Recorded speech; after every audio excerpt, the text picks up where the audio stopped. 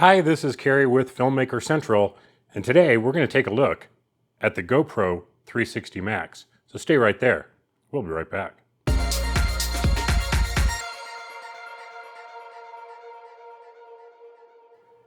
So this is the GoPro Max.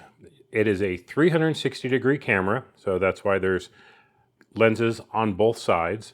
And first I'm going to go over really what this is and kind of where I see its real purpose. And in essence, it's an action cam with 360-degree capabilities. So you can get 360-degree movies, 360-degree photos, and there's quite a bit of stuff you can do with it. It has 3 microphones on it, on the front, one of the sides, and the back. The audio on it is pretty good.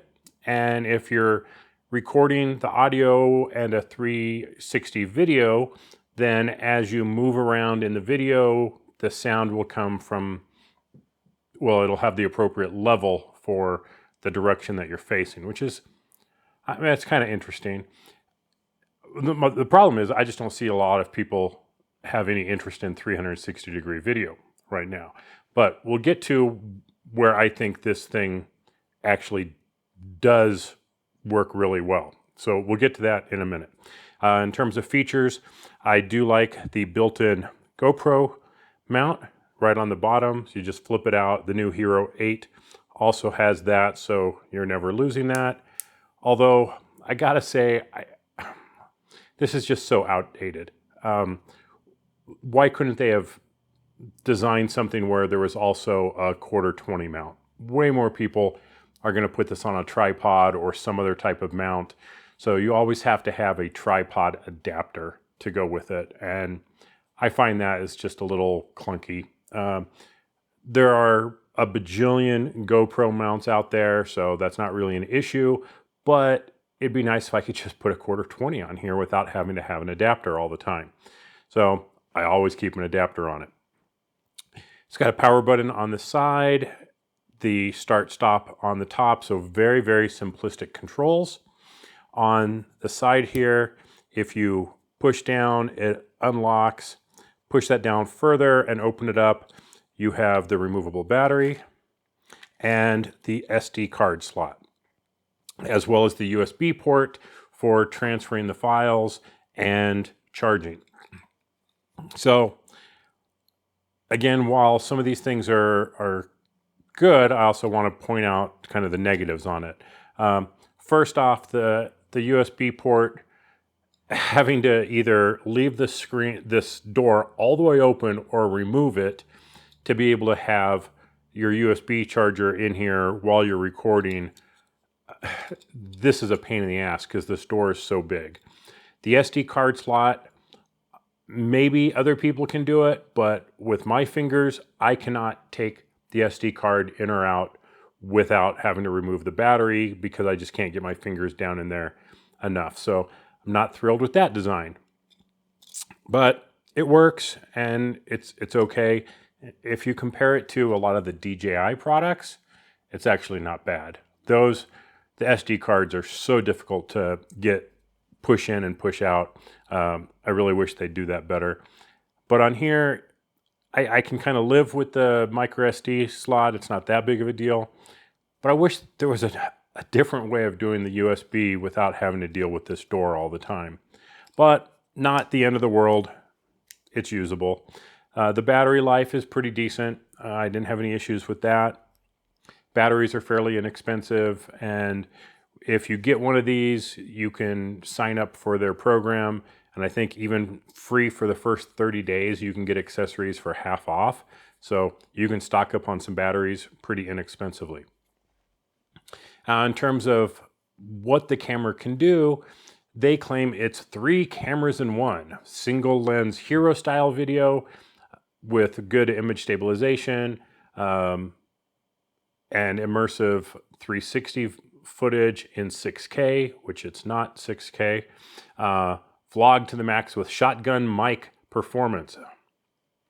No, it's not shotgun mic performance. It's not that good. And one of the things, yeah, I'm just going to summarize here real quick. I'm returning this. Okay, I'll just be upfront. So if that's all you wanted to see was whether I liked it or not, the answer is not enough to keep it. And for a lot of the reasons that we're going to get into. The ones I've talked about so far aren't bad. They're not showstoppers. But in hero mode, which is supposed to be the same as a Hero 8, you only have 1080 video. So while I'm only exporting 1080, I never export anything higher than 1080, I want that 2.7 or 4K video so that I can reframe, I can crop, I can zoom in, I have more flexibility with the footage. And being limited to 1080, or technically limited to 1440, which is a 4:3 aspect ratio, which does me really no good unless this was purely a vlogging camera. But for my uses, I want the 16:9, which limits me to 1080. So that's a deal breaker right there. The dynamic range is not very good. I'm not even sure what they claim on the specs, but my experience is it's just not very good.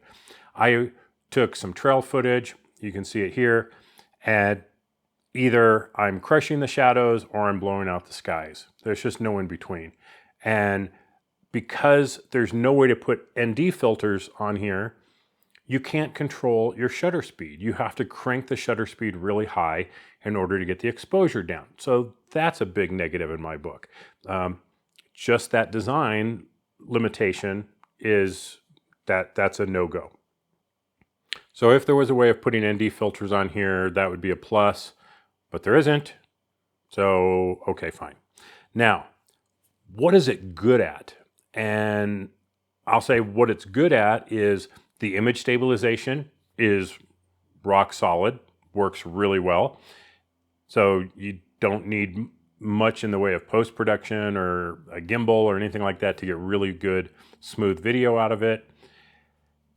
Although I kind of prefer the Rocksteady on the DJI Osmo Action personally, and the Osmo Action can do 4K video, just like the Hero 8. The Hero 8 and the Osmo Action are pretty close in specs. I just prefer the Osmo Action myself for what I do. The fact that you do have a front-facing screen like the Osmo Action is really good. It's kind of useless if you're doing 360 video because it's just all over the place. Yeah, so you can't really use it for much other than the screen information, the battery life and stuff when you're in the 360 mode, but other than that, it's not that big of a deal. There's no presets on here. The Hero 8, you can create a bunch of presets for different filming environments. There's no presets on here. Again, not a big setback because most cameras don't, but you know, even two of them would be nice, but there's none. Now, where I really like the Max is being able to reframe shots. And you can be shooting a 360 video and then in post-production, go through and reframe the shot, do some nice turns and pans and do some interesting things and have way more control in post-production than you can with just a static camera. So in that regard, the Max is vastly different than anything else out there. Now, there's an iPhone, Android app, there's a desktop app for editing the video and creating the movements and all that. The downside there is there's no de-warping. All your footage is going to have this fisheye look. Now, to get around that, we can do some editing in DaVinci Resolve. Now, this requires mapping the footage to a 3D sphere, putting in a 3D camera, rotating things.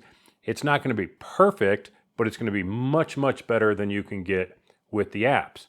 But because now you're mapping this video into a 3D space and mapping it onto a sphere and doing 3D camera moves, you need a seriously beefy computer to do that.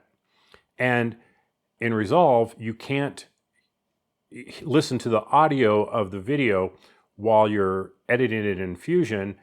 So dealing with audio cues just doesn't work. So while there's solutions, none of them are good solutions.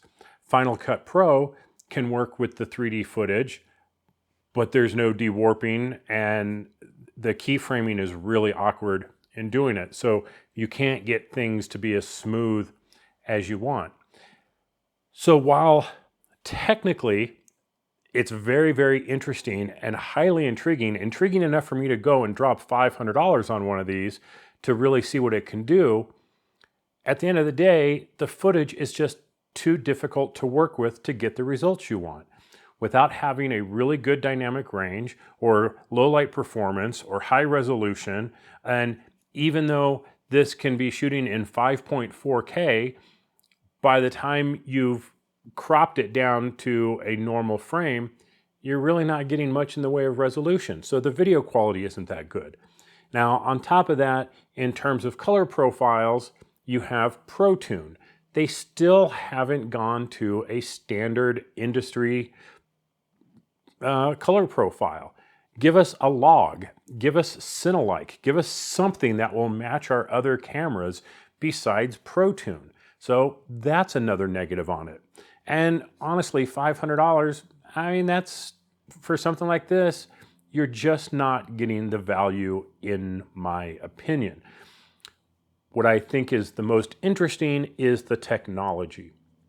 And I think a year or two down the road, when these things can shoot in much higher resolutions, and it's going to probably take something like 8K video to be able to work with that footage and come up with something that, when it's all cropped and reframed, is still going to be a good enough image of 2.7 or 4K video. They also need to work on the editing ability. Either the software companies, DaVinci Resolve or Blackmagic with DaVinci Resolve, Final Cut or Premiere, they need to have way better support for this type of footage to make it easier to work with, or GoPro needs to work on their software to add more features to it so that we can export it into something that is much easier workable in the other editors. So very cool technology, very interesting applications. It just falls very short of the mark. And there's lots of people on YouTube who are raving about how incredible this is. And from a technological point of view, it is. It's a big step forward in a lot of different areas. But when it comes down to it being a really usable product, gonna have to say it's a big no on that one. And that's why I'm taking it back. It just falls short on too many marks for it to be a useful product. I love the capabilities when I'm out there doing trail videos and being able to pan and tilt and get some really interesting shots. I absolutely love that ability. The camera just needs to be better. So today, I'm going to say, unless you have a very specific purpose for this, such as vlogging or something where you want to go from your talking head to spinning around and seeing something, and resolution isn't that big of a deal, and dynamic range isn't that big of a deal, and not being able to have ND filters to get your shutter speed right isn't that big of a deal, and dealing with either a very difficult editing process or footage that is going to have a very distinct fisheye look, if that's not that important to you, then yeah, okay, I could see getting this.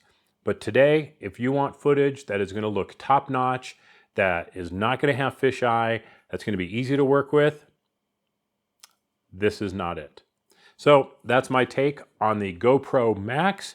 Hope you enjoyed this. Like, share, and subscribe. Check that bell icon to get notified whenever I do a new video.